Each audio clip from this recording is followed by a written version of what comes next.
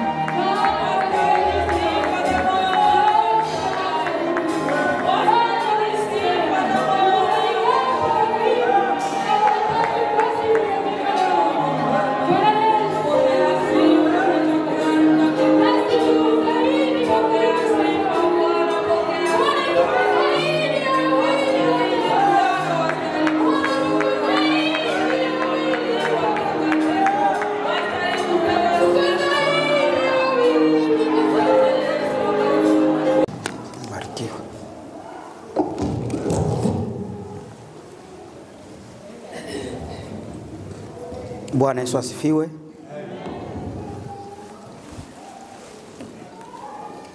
Bwana Yesu asifiwe tena. Naona wameshaomba. Pali nitaimba kidogo tu. Maana nikaumba napendaga sana haka. Touch me again. Touch me again. Touch me again, my Lord. Touch me again. Lay your hands on me. I need your touch once again. Lay your hands on me. I need your touch once again. Kaumbo kanasema uniguse tena, kama kisi tunaimbaga kwa Kiswahili. Uniguse tena, uninyoshe mikono yako. Bwana Yesu asifiwe. Amen. Basi bila kuponda muda tutaenda kusoma maandiko. Kitabu kile cha Marko sura ya 8 na mstari wake wa 18. Wasomaji, Marko sura ya 8 na mstari wa 18. Karibu kwa aliyepata. 18.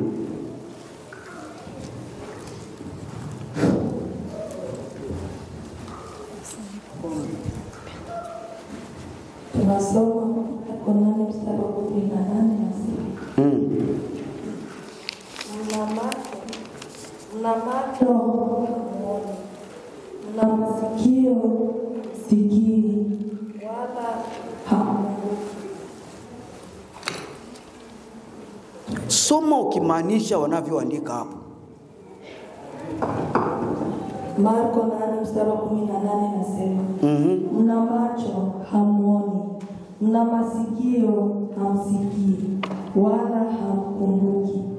19 inasema. Ni hapo tu. Kiswahili wanatia nukta kule. Hiyo ni swali ilikuwa inaulizwa. Aliyekuwa anazungumza hapo alikuwa ni Yesu.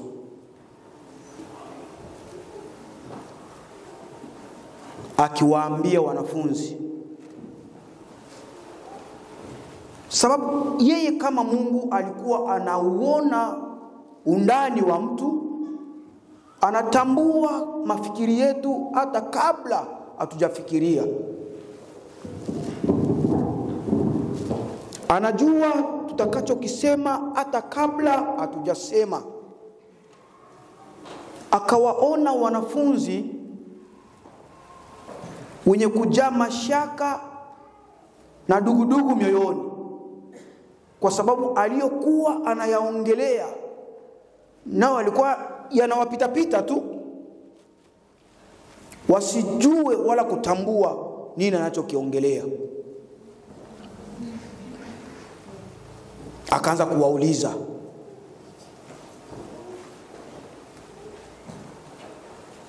mna macho amuoni? Mna masikio wala amsikii, wala kukumbuka? Alikuwa anataka kuwakumbusha nini hapo? Aliyoyatenda, aliyowafundisha. Neno nitaka tuzungumze leo linasema masikio.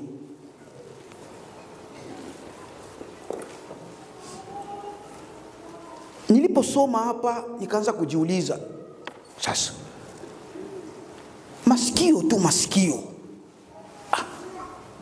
Kila mtu anasikia, labda ule kiziwi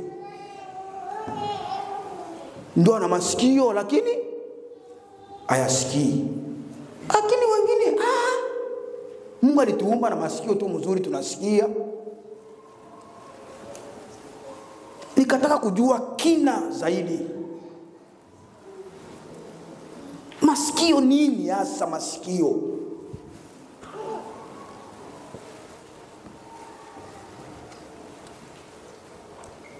Nilipoenda kukagua nikakuja kujua Masikio si masikio tu kama jinsi yaliyoumbwa kwenye mwili hivi, bali masikio kwenye ulimwengu wa roho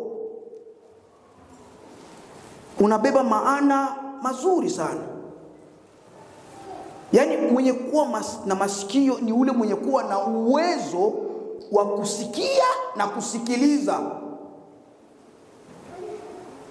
Maana ukisikia na kusikiliza unapata uwezo wa kutekeleza ulichokisikiliza na kukitendea kazi.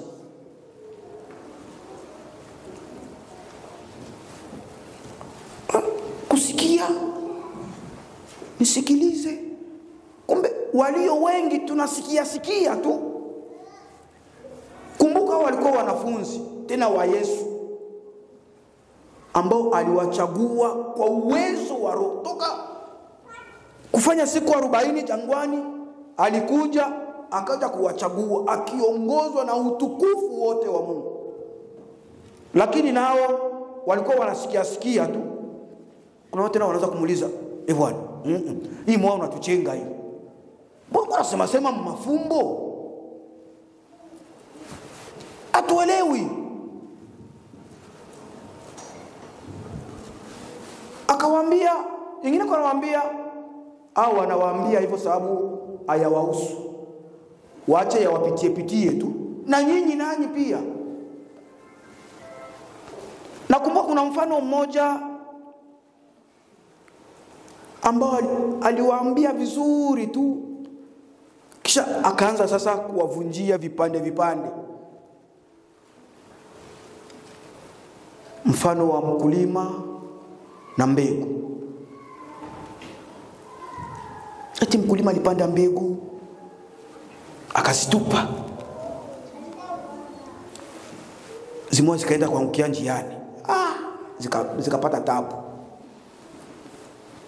Ukikutana mimi sikuwa Nyarugusu, nilikuwa Lugufu. Ukikutana kanjia kutoka Lugufu kwenda Basanza, migulu ni traktere. Kwenye utakuta kulikuwa kisiki. Kisha miezi 2 kisiki lisha. Tena panachimbika kabisa. Miguu iko napita. Mpaka na majani yenyewe inasarenda tu. Ukiota hiyo ngambo huko hauna bahati. Eti zilizoangukia njiani zilikanyagwa, zikaliwa na ndege, hazikupata hata nafasi ya kuota. Zingine zikatupwa kwenye mawe. Ndio aswa. Kuta kwenye mawe hakuna udongo. Jua kali kama nini. Zikaungua tu huko. Zikawa nazo chakula cha ndege. Eti zingine zikaota, zikatupwa kwenye udongo mzuri tu. Lakini kwa kuota zikaotea kwenye miba. Zikachomwa, zikasongwa sana, zikakosa kutoa matunda. Hii fasi hapa napendaka niwe napasoma kila siku. Sababu maisha yetu hapa kwenye nchi tuliomo hii inaambatana na hii eneo hapa. Kweli Mungu anatusaidia wengine wetu kupatikana makanisani, wengine wetu kupatikana kwenye mikutano. Tunalipokea neno, lakini kwa kulitendea kazi sikejo na ubize zinamwagika kama nini. Taambiwa na wengine leo hivi wanaambiwa mandatory kuja kazini. Unakaa unapiga hesabu, unachora kichwani, unaandika 000. Na hizo kazi zenyewe kwa kuzipata sasa inakuwa ni panda juu shuka chini. Unakunja tu mirago naenda kazini. Mchungaji, leo tuko na mandatory sitapatikana. Yaani mbegu zimo ndani. zinaota vizuri tu, ubize wa nchi. Mungu atusaidie sana, sababu bila Mungu tutaishia kuruka hapa, ochwe tata.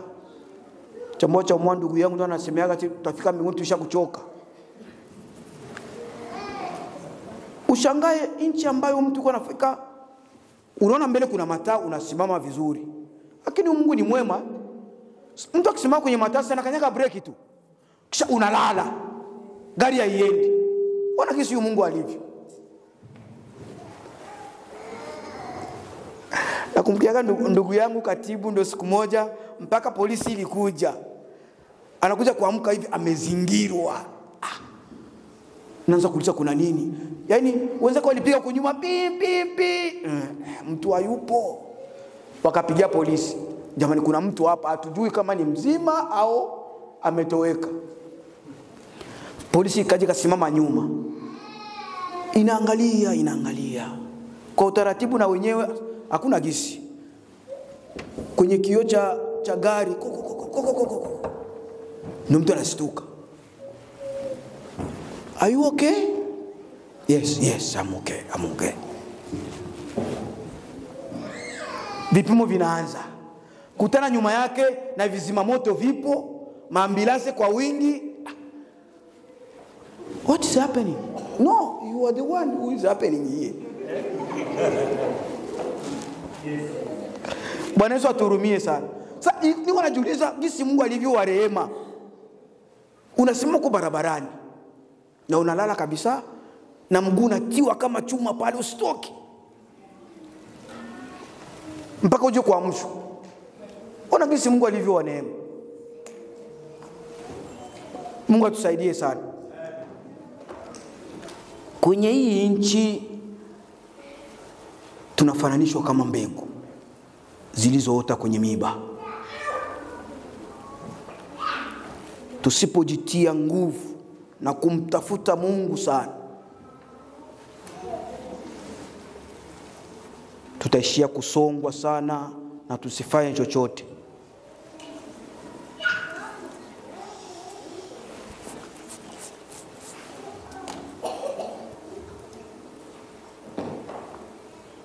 Namna ya masikio,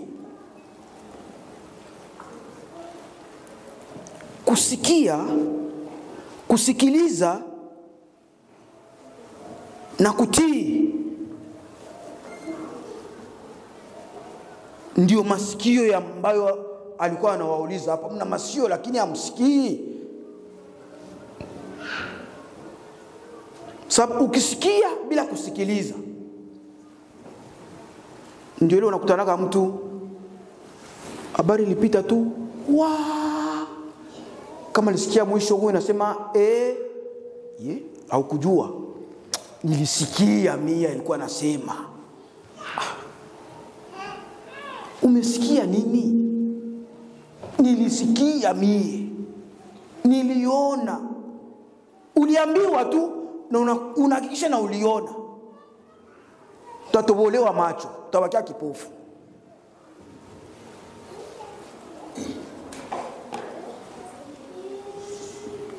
Masikio usikia mengi sana. Yanaweza kawa mazuri, yanaweza kawa mabaya. Na jinsi Mungu alivyo,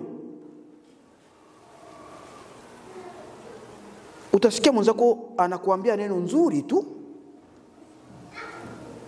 huyu muovu naye aseme ikimfikia tu kwa uzuri kama huu, anakujia sasa yeye. Uliambiwa usitafune kanisani, bazoka ziko naharibisha, na wanapenda kujiona.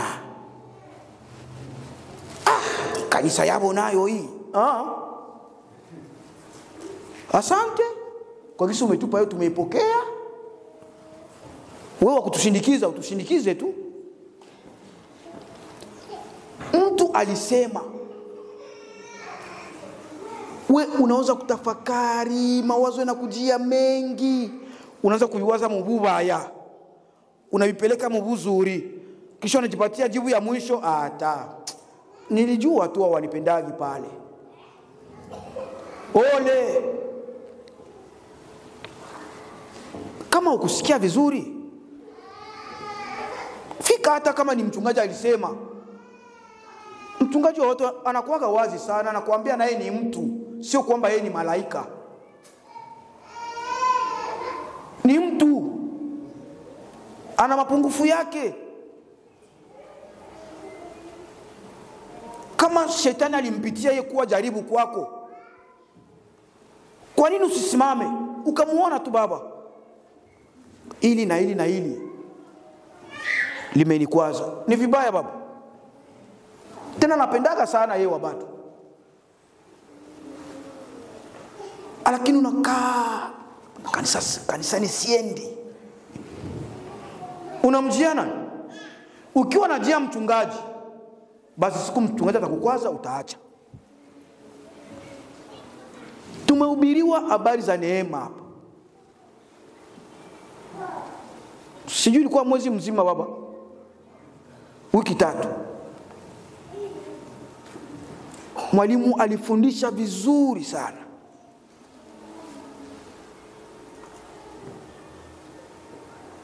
Lakini tuna masikio wala hatusikii.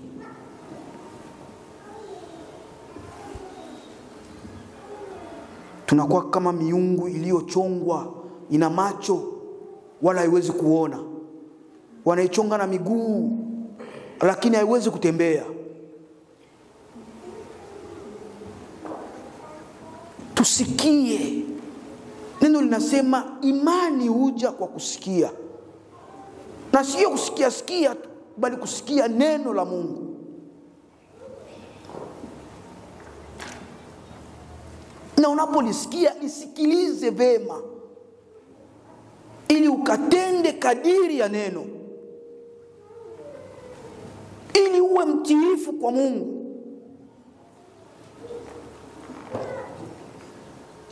Bwana Yesu atusaidie sana. Amen.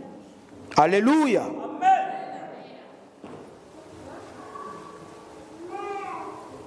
Tusome kitabu cha Warumi.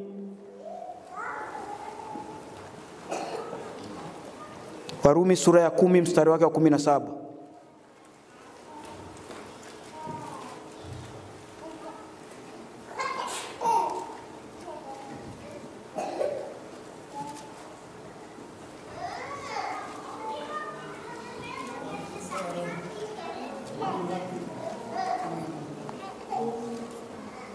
Warumi 10:17.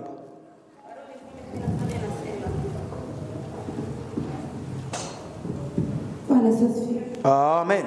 Nasoma kitabu cha Warumi sura ya 10 mstari wa 17. Biblia inasema, basi imani chanzo chake ni kusikia, na kusikia huja kwa neno la Mungu. Amen. Bwana Yesu asifiwe. Sema amen bien. Imani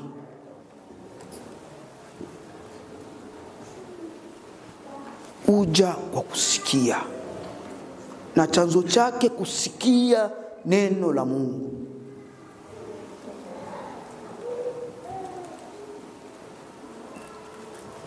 Tushakuwa Wakristo wa kusikia mitandaoni tu.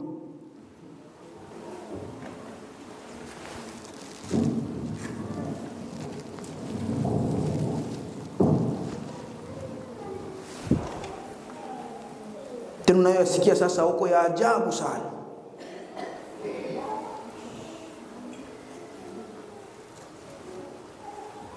Yaani wewe na danono barafiki kabisa.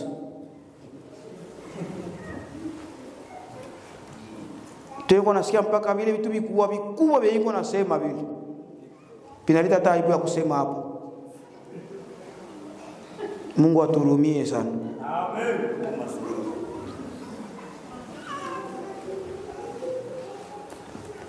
Kisha utajitilia nini ndani mwenyewe?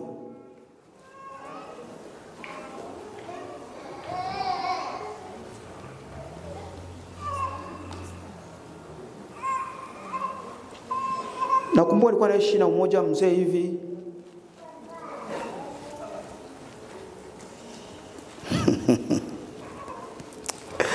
Kila nikimkumbuka huyu mzee nakuwa nafurahia sana. Yeye anaitwa Pongo Olongo,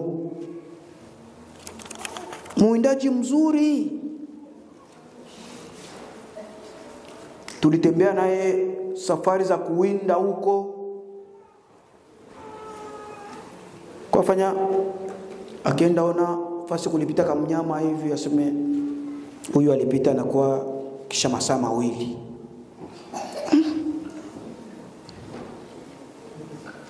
Kilichonishangaza, siku moja tuko porini, tunaenda kuta kwenye simba ilipita.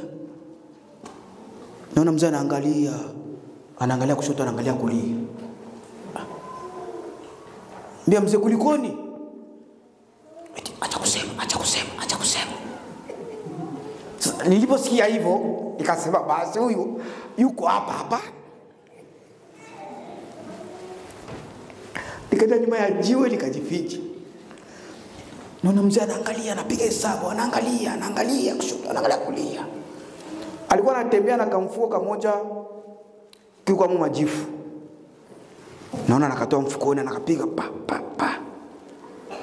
Anaona upepo unaenda huko. Anambia tubadilishe njia, sisi twende huko. Mzee, sisi tuko naenda huko, aseme huko akuendeki sasa hivi, sisi twende huko. Mnyama hakuniambia hata kama alienda ngambo gani. Aliyeona yeye anaona ilienda upande huu. Sasa na huko ndio kunaenda upepo. Yaani harufu yetu itakuwa inamuendea. Sasa akisikia harufu huko hatari. Kwa hiyo kwa kurudi, kwa kusema tutafuti, tutakuwa shaenda kiwango kirefu huko. Bwana Yesu asifiwe sana. Lakini siko huko. Huyo mzee alikuwa mjuzi. Sasa sisi wa Kristo kuliko tafute ujuzi kwenye neno la Mungu, na sisi tunakalia mambo ya ovyo sana. Mtumishi Mathayo ndo alisemaga hapa, unakutana mtu hapa kanisani anaruka ochwe tata. Ukimkuta huko tena yuko natola mobile natola, kisha akikuona anakauka. Sasa mimi nani? Unaona nyinyi watumishi ampendeki mtuone sehemu za hivi, lakini ni kwenye sherehe. Hata Yesu walimwalika kwenye sherehe. Sasa mimi nifanyia? Utakuwa unachama mimi nani? Kwenye unakulaga sichangiagi, hata kwenye unapitiaga, hata kufagia sifagiage eti nikiacha kufagia kutakuwa uchafu. Sasa unakaa na mchungaji. Niliona mchungaji alipita hapo. Wewe utakutana kama uko na tumachupa. Sasa kachupa kanatiliwa na huku nyuma ya kiti, itamwagika huko. Bwana tuhurumie sana.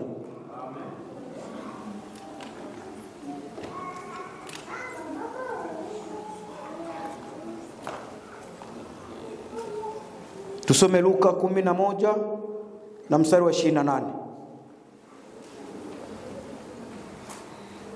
Luka 11:28.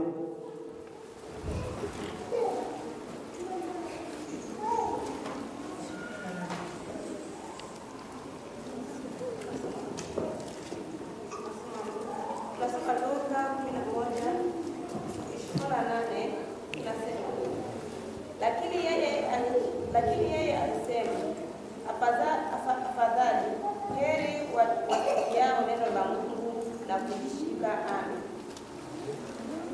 Bwana Yesu asifiwe. Heri walisikiayo neno la Mungu na kulishika.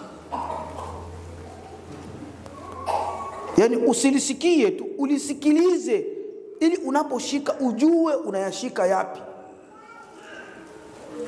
na unapotenda ujue unatenda nini.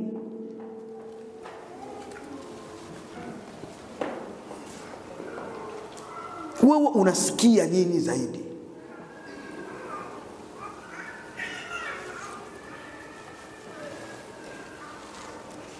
Nakutana wengine wetu hapa, Diamond akitoa wimbo leo anajua, Zuchu alitoa wimbo anajua,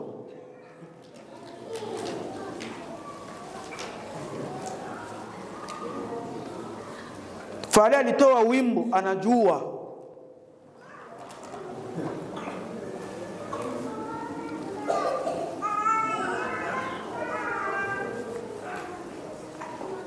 Mwimbia saka kora sika Rosa Muhando. Ta. Wapi na wapi?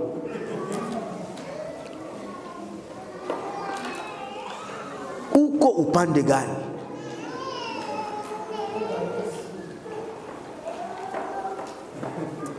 Ukiwa kwenye maombi, unasema hapa Mungu hapa tunamshika kwa mikono kama alivyomshika Yakobo. Hakuna kumwacha. Ndugu yangu, haijalishi uwe vuguvugu, simama upande moja. Kama wewe ni baridi, kaa baridi tu.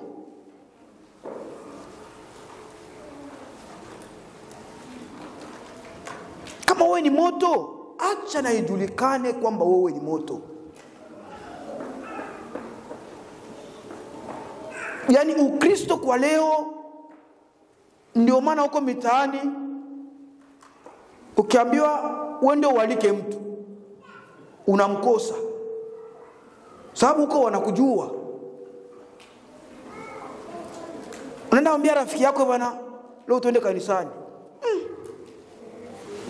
Kwa unaendaga wewe? Hata kama saidi sio tena mbinguni wana. Wewe ukienda mimi sibaki. Sasa unamkuta huyo, kwa nini aseme kauli? Sababu anajua matendo yako, anakujua vizuri huko. Sio kama kisu ulivyo hapa. Hapa mnyenyekevu. Yesu akisema aje, unasema sote tunakwenda hapo. Hakubaki mtu. Lakini mwenyewe ni shahidi wa maisha yako. Mwalimu alituambia hapa, hakuna neema eti tunaenda kwa yatahesabiwa matendo yako.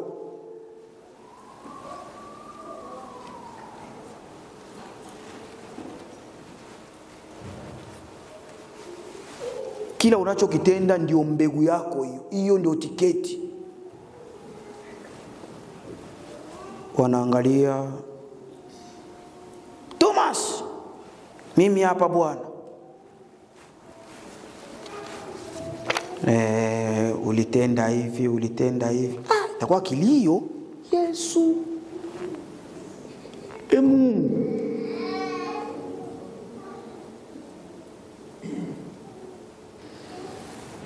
Sijui hiyo kilio itakuwa cha namna gani. Na kujinyima raha kote huku. Shudi waambiwe ondoka, sikujui. Mambo ya ole.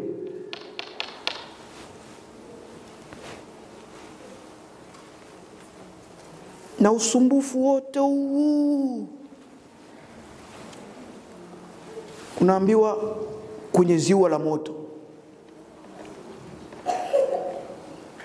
Simbolo kwa ajili yako misele tu, wanajua eti huyu banajua tu ni wakwenda huko sawa.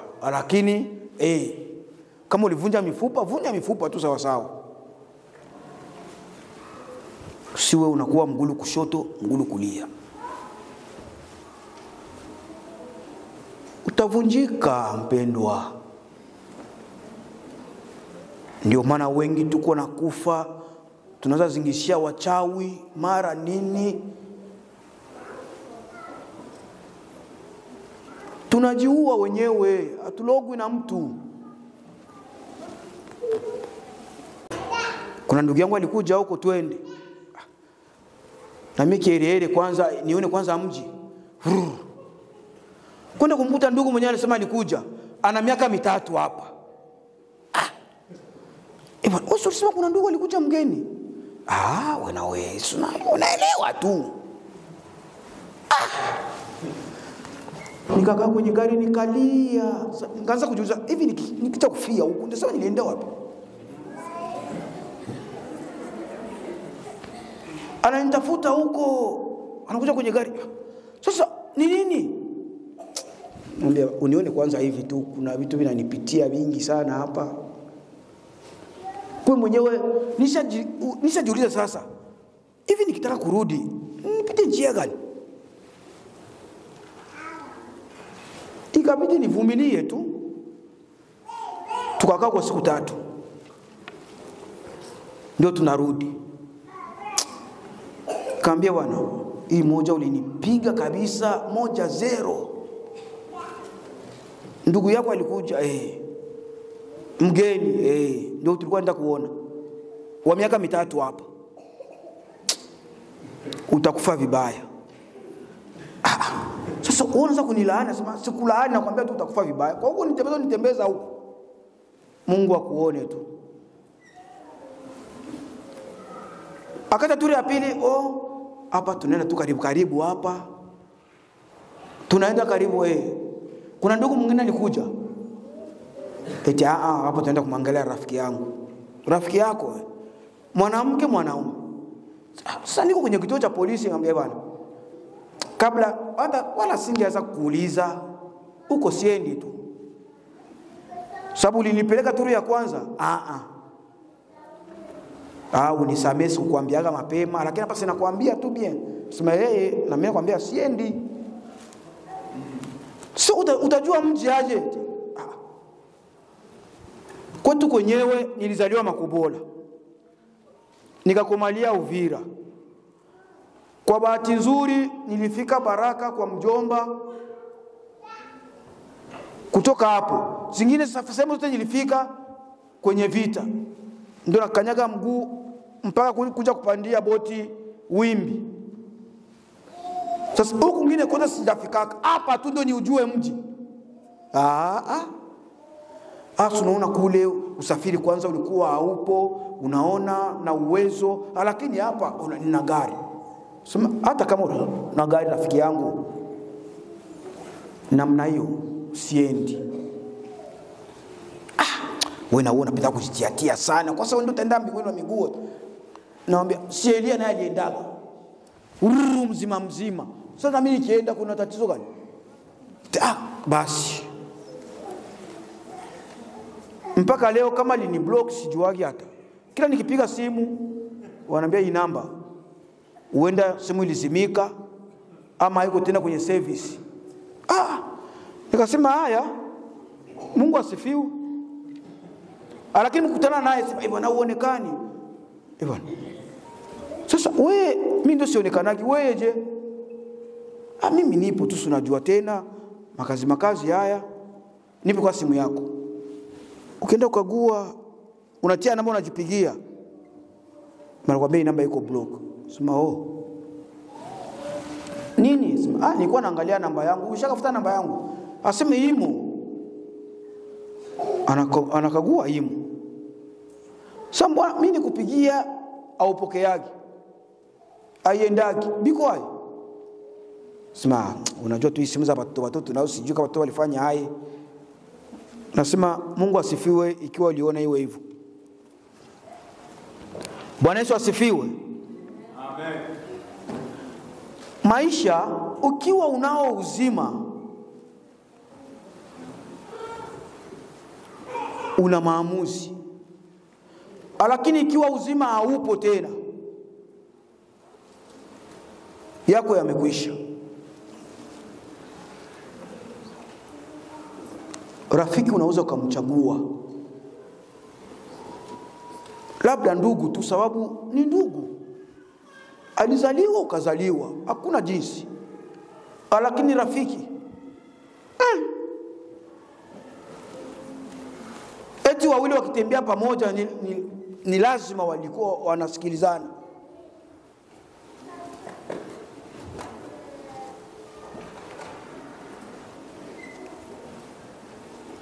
Kuna wengine mwenzangu yeye kila mara kwenye kundi la wizi. Bwana, wewe na hao wenzako nini? unajua ndio rafiki yangu, lakini siibaki, si unajua tu. Siku moja wenzake wakashikwa, yeye hakukuwepo. Walipokuja kumuona tu, na yeye bakatia ndani, analia, anajitetea.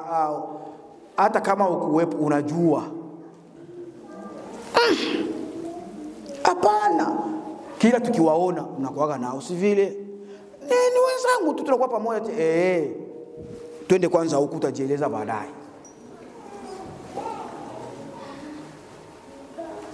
Utajitia kwa warafiki eti wanakunywaga wao, sawa.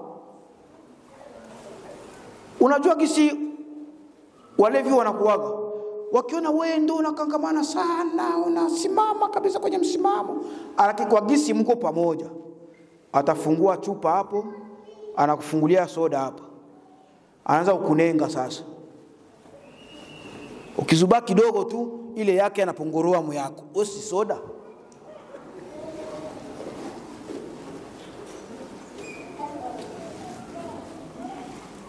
Kisha unajikuta kuna kunywa soda.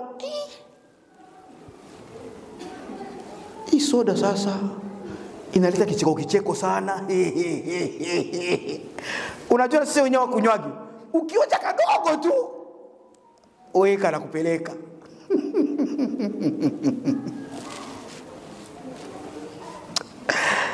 Bwana Yesu asifiwe sana.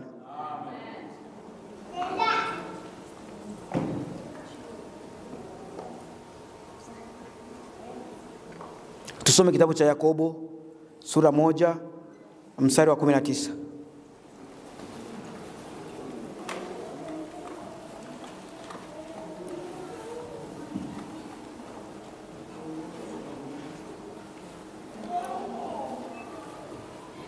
Yakobo 1:19.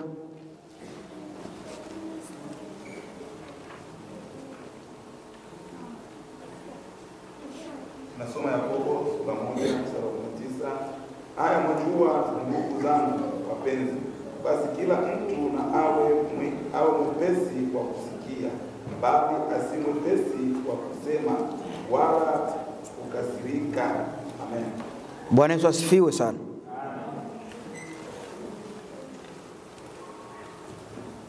Sikia ndio, lakini kwa kusema kama Mkristo usiropoke. Maandiko yanasema atakaye iona siku njema auziwie ulimi.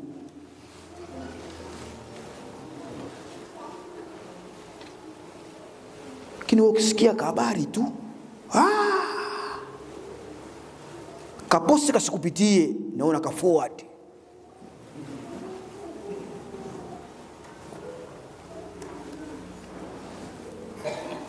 Eti Petro akajulikana hata kwa kutembea.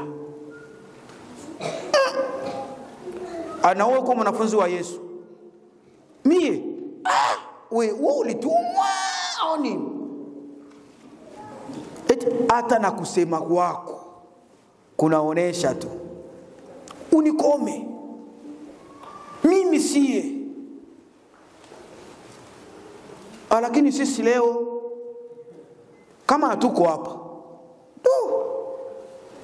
ukiangusha moja unapewa 10. Kisha na wenzetu kisi wako sasa wajanja, anaweza kukujia tu leo nione atafanya nini.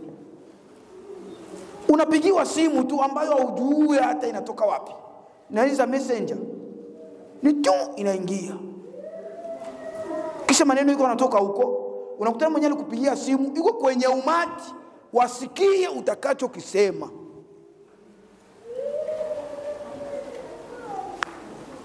Bwana Yesu aturumie sana. Sikiliza. Mchungaji siku moja ndio alikuwa anatuambia, alipigiwa simu, na aliyempigia simu alikuwa mwanamke. Habari zikaanza hapo, yani akajifanya anamjua sana mchungaji. Mungu asifiwe, sababu mwenye kima cha Mungu, hata kwa kusema anajulikana.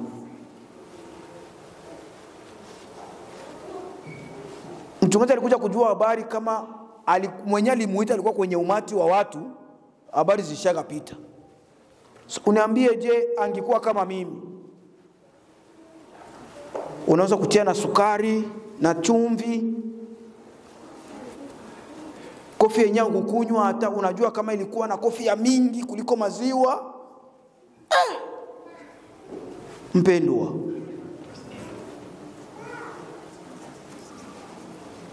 sikia, sababu masikio kazi yake kusikia. Sikiliza ili uchunguze nini haswa.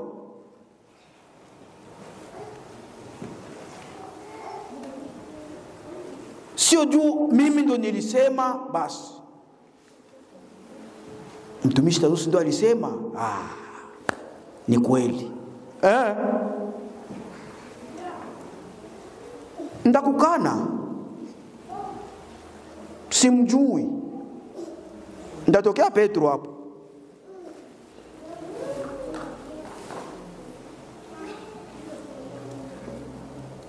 Juu mchungaji ndo alisema basi. Ndugu, unakisi tulivyo hapa, kila mtu anaweza katumiwa, Mungu akikuwa na kusudi na wewe. Sababu hata shetani naye ni mtumishi wa Mungu. Mimi najiulizaga, kwenye alikuwa na uwezo wa kumchukua Yesu, kumtia juu ya mnara, akamuonesha hivi yote, ujitupe tu, yote ndakupatia, imeandikwa, ukijitupa atatuma malaika waje ukushike, wakulinde ili mifupa yako isivunjike. Kifula mimi na wewe. Kwanza jua hili tuliumbwa kwa udongo, na udongo ndio chakula cha nyoka. Yaani huu mwili tunao chakula cha shetani.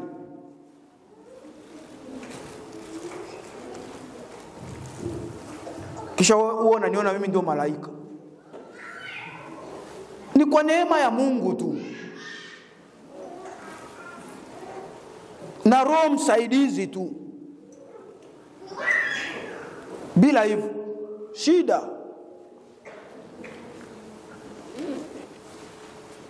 Ndio maana kila mara msijue hii programu walitia hapa mbele ya kuanza ibada tuombe msamaha ilikuwa kwa nia mbaya. Ni maono yalitoka kuona watu tunakosa kwa njia moja na nyingine. Hata kwa mafikiri yetu tunaenda kinyume. Maandiko yanasema maombi ya mwenye dhambi ni kelele, bila kujitakasa kila wakati. Utajikuta unaombaga lakini ovyo kabisa.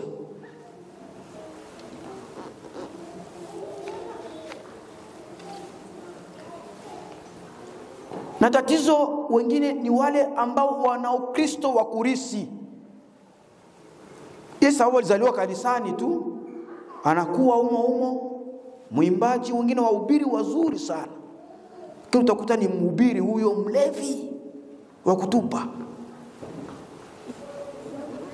Ukimkuta kwenye maombi huyo ni muombaji mzuri sana. Mkute sehemu ya kusengenyana huko, unajisahau kama ni yeye au wanafanana tu. Mungu aturumie sana. Amen.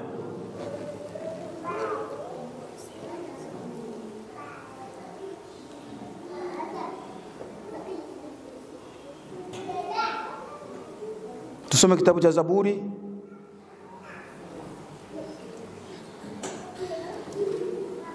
themanini na tano na mstari wa 8. Psalms 85 verse 8.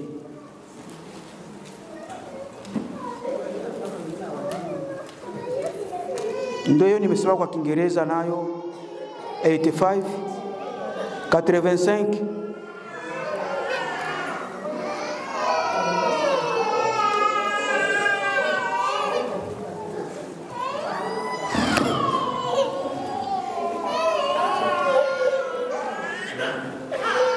Zaburi 85 mstari wa 8.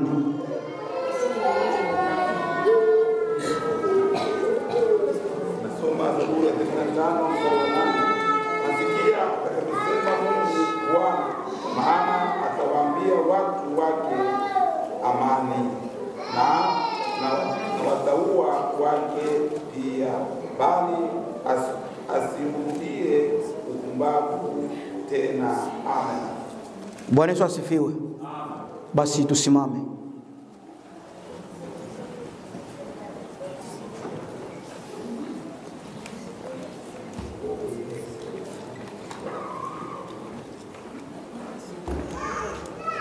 Tusimame tusome kitabu cha mwisho hichi, Isaya 30 na 21.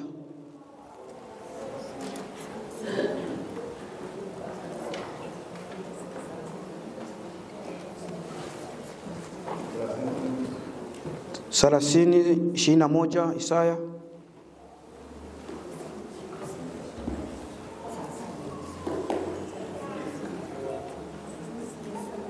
Nasoma Isaya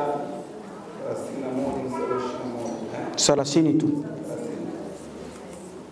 31 nasema, na masikio yako yasikie neno nyuma yako, ikisema njia ni hii, ifuateni, mgeukapo kwenda mkono wa kulia na mgeukapo kwenda mkono wa kushoto. Amen. Basi tutasimama, taingia katika maombi, umwambie Bwana, wewe unajua ni yapi ambayo yanakusonga, ni yapi ambayo yamejaza sikio lako, ni yapi ambayo yanakusumbua. Wewe mwambie Bwana tu, nisaidie, nifungue masikio ya roho kama vile ya mwili, ili nisikie neno lako zaidi. Karibu kwa maombi, tumuombe Bwana.